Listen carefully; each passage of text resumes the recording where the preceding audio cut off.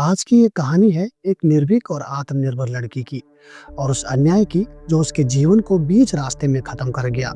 ये कहानी है जेसिका लाल हत्याकांड की। एक ऐसा मामला जिसने पूरे देश को झकझोर करके रख दिया था और भारत की न्याय व्यवस्था पर सवाल खड़े कर दिए थे। ये एक ऐसा हत्याकांड था जिसमें कातिलों के लिंक देश के बड़े बड़े पॉलिटिशियंस, बिजनेस आइकन, ऑफिसर से लेकर इंडिया के राष्ट्रपति भवन तक थे। भले ही इस केस को 20 सालों गुजर गए, पर शायद ही इस केस को 90s का कोई भी व्यक्ति भूल पाया हो। एनसीआरबी की एक रिपोर्ट के अनुसार भारत में हर दिन औसतन 80 से ज्यादा मर्डर होते हैं। इनमें से ज्यादातर केस कभी हमारे सामने नहीं आते, न अखबारों में, न टीवी पर, और ना ही उनके कातिलों को सजा मिलती है। लेकिन कुछ मर्डर ऐसे होते हैं जो पूरे देश को जगा देते हैं। 1999 में हुआ जेसिका लाल का मर्डर केस भी ठीक वैसा ही एक मामला था जिसने पूरे देश में आक्रोश ला दिया था। इस केस की शुरुआत होती है अप्रैल 1999 में। दिल्ली के कुतुब कॉलोनी हवेली में एक आलीशान रेस्टोरेंट था जिसका नाम टैमरेंट कोर्ट रेस्टोरेंट था। इस रेस्टोरेंट की खासियत ये थी कि यहाँ केवल हाई क्लास सोसाइटी के लोगों की ही एंट्री होती थी। इस टैमरेंट कोर्ट रेस्टोरेंट की मालकिन दिल्ली की नामचीन हस्ती बीना रमानी थी। बीना रमानी एक पावरफुल और रिच महिला थी। वो ये रेस्टोरेंट अपने कैनेडियन हस्बैंड जॉर्ज मेलहट और बेटी मालिनी रमानी के साथ मिलकर चला रही थी। कनाडा से शादी होने के कारण बीना रमानी को कनाडियन नागरिकता भी मिली हुई थी, पर वो अपनी फैमिली के साथ दिल्ली में ही रह रही थी। बीना रमानी की बेटी मालिनी रमानी बिजनेस करने के अलावा एक मॉडल भी थी। उस समय टैमरेंट कोर्ट रेस्टोरेंट में आकर पार्टी करना दिल्ली के हर यूथ का ड्रीम होता था, पर यहाँ सिर्फ वीवीआईपी की ही एंट्री होती थी। वैसे तो टैमरेंट कोर्ट रेस्टोरेंट में रोज आलीशान पार्टी होती थी, पर थर्सडे की पार्टी काफी जोर शोर से होती थी। इस पार्टी में दिल्ली हरियाणा के पॉलिटिशियन से लेकर बड़े बड़े बिजनेसमैन तक आते थे। बीना रमानी के पति काफी समय से दिल्ली में थे और 30 अप्रैल 1999 को कनाडा वापस जा रहे थे। ऐसे में उनकी वाइफ बीना रमानी ने अपने हस्बैंड को एक ग्रांड फेयरवेल पार्टी देने का प्लान किया। फिर इस पार्टी की डेट 29 और 30 अप्रैल डिसाइड हुई। अब इस पार्टी की बाकी तैयारियां होने लगी क्योंकि बीना रमानी इस पार्टी को बहुत ग्रांड बनाना चाहती थी। इसलिए उन्होंने उस दिन की अपनी पार्टी में नॉर्मल बारटेंडर गर्ल्स ना रखकर खूबसूरत मॉडल्स को रखने का डिसाइड किया। इसके लिए वो काफी अच्छा खासा पे भी करने वाली थी। मालिनी रमानी एक मॉडल थी। जब उन्हें अपनी माँ बीना रमानी के इस प्लान का पता चला तो उन्होंने कहा कि उनकी कई फ्रेंड्स हैं जो मॉडल्स हैं, इसलिए वो इन मॉडल बारटेंडर्स को हायर करेंगी। मालिनी ने अपने कई मेल और फीमेल मॉडल फ्रेंड्स को कांटेक्ट कर उन्हें अपने रेस्टोरेंट की पार्टी में बारटेंडर का काम करने का ऑफर बहुत ही हाई पे पर दिया, जिससे उनके कई सारे मॉडल फ्रेंड्स ने एक्सेप्ट कर लिया। इन्हीं मॉडल्स में उनकी एक दोस्त जेसिका लाल भी थी। इनका जन्म 5 जनवरी 1965 दिल्ली में ही हुआ था। जेसिका लाल उस समय 24 साल की थी और वो बला की खूबसूरत थी। जेसिका लाल एक मॉडल थी और दिल्ली मुंबई के कई नामी फैशन शोज का हिस्सा रह चुकी थी।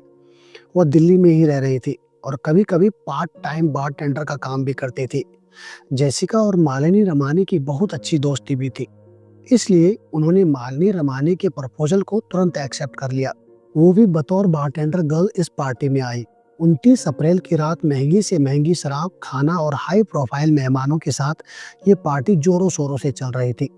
पार्टी में सभी नशे में धुत होकर नाच रहे थे। वैसे ये पार्टी रात के 11 बजे ही खत्म हो जानी थी, पर क्योंकि ये पार्टी थर्सडे नाइट की थी इसलिए पार्टी 12 बजे के बाद भी चलती रही।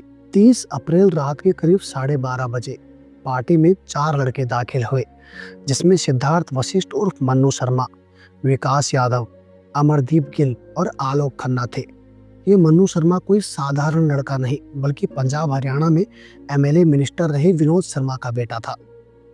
विकास यादव उस समय यूपी के बहुत बड़े पॉलिटिशियंस डीपी यादव का बेटा था और अमरदीप गिल और आलोक खन्ना बहुत बड़ी बिजनेस फैमिली से बिलोंग करते थे। ये चारों उस पार्टी में गए और बार काउंटर पर जाकर जेसिका से शराब मांगी। इस बात पर जेसिका ने कहा शराब खत्म हो गई है। ये सुनकर मन्नू शर्मा ने 1000 रुपए का नोट हवा में लहराया और कहा टेक दिस, और फिर से शराब मांगा, पर इस बार भी जेसिका का जवाब वही कि शराब खत्म हो गई है। इस पर मन्नू को गुस्सा आ गया और उसने अपनी पिस्तौल निकालकर 2 हवाई फायरिंग की, जिसे शायद सब ने सुना हो, पर सब पार्टी में लाउड म्यूजिक पर इतना झूम रहे थे कि किसी ने इस आवाज पर ध्यान नहीं दिया। मन्नू ने एक बार फिर जैसिका से शराब मांगी, पर फिर भी जैसिका ने यही कहा कि शराब खत्म हो गई है। ये सुनकर मन्नू को अपनी इंसल्ट बर्दाश्त नहीं हुई कि एक लड़की फायरिंग पर भी नहीं डर रही और मुझे शराब देने से मना कर रही है। या यूं कह लीजिए, मन्नू शर्मा का ईगो हर्ट हो गया। मन्नू ने गुस्से में पिस्तौल निकाल जैसिका के सर पर तान दी। इससे पहले कि वो कुछ कह पाती या वहां मौजूद कोई कुछ समझ पाता, मन्नू शर्मा ने फायर कर दी। जैसिका वहीं गिर गई और कुछ पल तो किसी को समझ ही नहीं आया कि हुआ क्या है। कुछ लोग बहुत नशे में थे और कुछ अनजान बने रहे। करीब 5 मिनट बाद बीना रमानी ने जब जैसिका को जमीन पर पड़ा देखा तो वो सन्न रह गई। मन्नू शर्मा तब भी वहीं खड़ा था। बीना रमानी ने मन्नू शर्मा से पूछा, तुम कौन हो और ये सब क्या है? इस पर घबराया मन्नू शर्मा कुछ जवाब देने के बजाय अपने तीनों दोस्तों सहित वहां से बाहर निकला। बीना रमानी ने तुरंत पुलिस को बुलाया और सभी जैसिका को दिल्ली के ही अपोलो हॉस्पिटल में ले गए, जहां जैसिका को डेड डिक्लेयर कर दिया गया। उधर मन्नू शर्मा ने अपनी उस पिस्तौल को कहीं छिपा दिया और अपने दोस्तों के साथ गाजियाबाद भाग गया। वहां पर विकास यादव का एक आलीशान बंगला था। वो चारों वहीं जाकर छिप गए। इसके बाद मन्नू शर्मा ने दिल्ली में रह रहे अपने कई दोस्तों से कांटेक्ट किया, पर रात ज़्यादा होने के कारण उसकी बातचीत किसी से नहीं हो पाई। अगले दिन उसने अपने एक दोस्त से बात की जिसका नाम मन्नू जिंगम था, और उससे मन्नू शर्मा ने पिस्तौल को पूरी तरह डिस्ट्रॉय करने के लिए कहा। अगर वो पिस्तौल पुलिस के हाथ लग जाती तो ये उसके खिलाफ एक बहुत बड़ा एविडेंस होती, और मन्नू शर्मा के दोस्त ने बहुत ही मोटी रकम की डिमांड करते हुए उसका ये काम भी कर दिया। पुलिस ने क्विक एक्शन लेते हुए इस केस की इन्वेस्टिगेशन शुरू कर दी। जिस रात जैसिका लाल का मर्डर हुआ, उस समय उस पार्टी में करीब 100 से ज़्यादा लोग मौजूद थे। पुलिस ने करीब 100 लोगों का बयान लिया, पर इस केस का सबसे महत्वपूर्ण बयान बीना रमानी का था। पुलिस को बीना रमानी ने बताया कि उन्होंने मन्नू शर्मा और उनके दोस्तों को जैसिका से बात करते हुए देखा था। इसके अलावा मन्नू को जैसिका पर गोली चलाते हुए करीब 20 से भी ज़्यादा लोगों ने देखा था। अब इन सभी के बयानों के आधार पर पुलिस ने इन चारों को ढूंढना शुरू कर दिया। चारों पुलिस से छिपे हुए थे क्योंकि ये एक हाई प्रोफाइल केस था, इसलिए मीडिया भी इसे हर पल कवर कर रही थी। ऐसे में पुलिस बिना लापरवाही बरते चारों आरोपियों की तलाश में थी। 2 मई 1999 को दिल्ली पुलिस ने मन्नू शर्मा की वो टाटा सफारी कार बरामद कर ली जिससे वो घटना वाले दिन रेस्टोरेंट गया था। 4 मई 1999 को दिल्ली पुलिस ने आलोक खन्ना को अरेस्ट कर लिया, जो कि कोका कोला कंपनी में ऑफिसर की पोस्ट पर था। Police Delhi, Punjab, Haryana, UP in चारों जगह इन कातिलों को ढूंढ रही थी। बचने का कोई रास्ता न देख 6 मई 1999 को चंडीगढ़ में अमरदीप गिल ने भी सरेंडर कर दिया, पर मेन आरोपी मन्नू शर्मा और विकास यादव अब भी फरार थे। वहीं दूसरी ओर दिल्ली पुलिस ने बीना रमानी के रेस्टोरेंट को ये कहते हुए सील कर दिया कि इसके लाइसेंस से रिलेटेड डॉक्यूमेंट्स पूरे नहीं हैं। यही नहीं, एक बार वेटर ने पुलिस को अपने बयान में ये भी बताया कि मन्नू शर्मा के भागने के बाद बीना रमानी ने फर्श पर पड़े जैसिका के खून के दाग उससे साफ कराए। पुलिस ने बीना रमानी पर सबूत छिपाने, बिना परमिशन लिए लेट नाइट पार्टी कंटिन्यू रखने जैसे चार्ज लगाते हुए बीना रमानी, मालिनी रमानी, जॉर्ज को भी अरेस्ट कर लिया। बीना रमानी की गिरफ्तारी के बाद मन्नू शर्मा और विकास यादव समझ चुके थे कि अब उनका ज़्यादा समय तक छिपे रहना पॉसिबल नहीं है।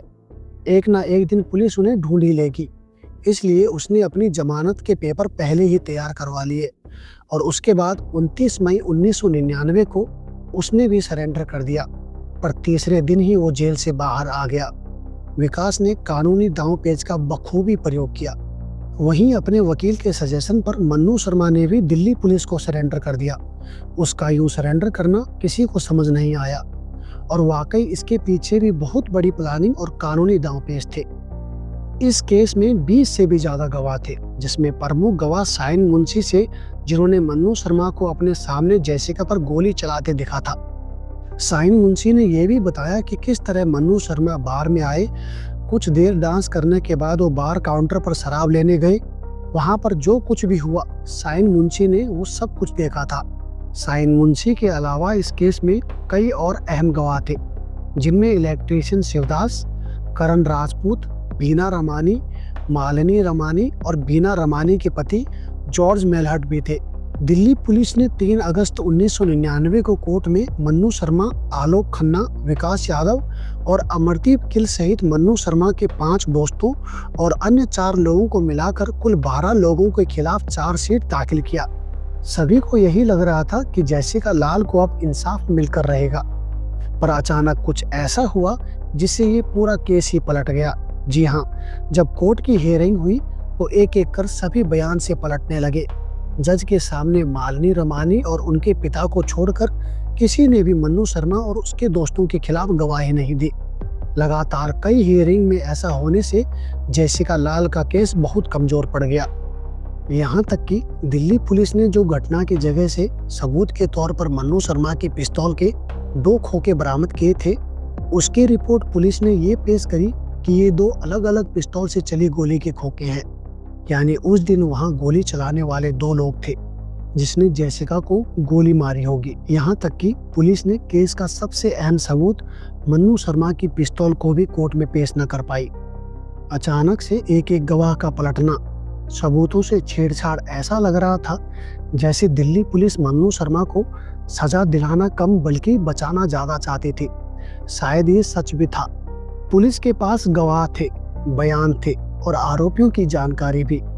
लेकिन फिर जो रसूख का खेल शुरू हुआ उसमें सब कुछ बदल गया। अप्रैल 2005 की एक हियरिंग में एक साथ सारे गवाह अपने बयान से पलट गए।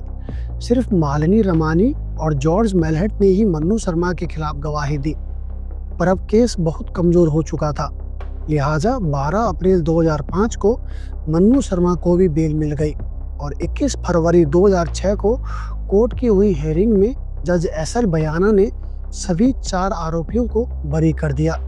बाकी पहले ही केस से बरी हो चुके थे। बेशक 2006 में निचली अदालत ने मन्नू शर्मा को बरी कर दिया क्योंकि सबूत नहीं थे, पर इससे पूरा देश गुस्से में आ गया। नो वन किल्ड जैसिका, इस हेडलाइन ने सबको हिला दिया और ये सब करने वाली जैसिका की बहन सबरीला लाल थी। उन दिनों जैसिका की बहन नंगे पांव हाथ में कैंडल लेकर दिल्ली की सड़कों पर निकल पड़ती थी। उस समय सोशल मीडिया नहीं था, लेकिन जनता की आवाज इतनी जोर से उठी कि सरकार भी सुनने पर मजबूर हो गई।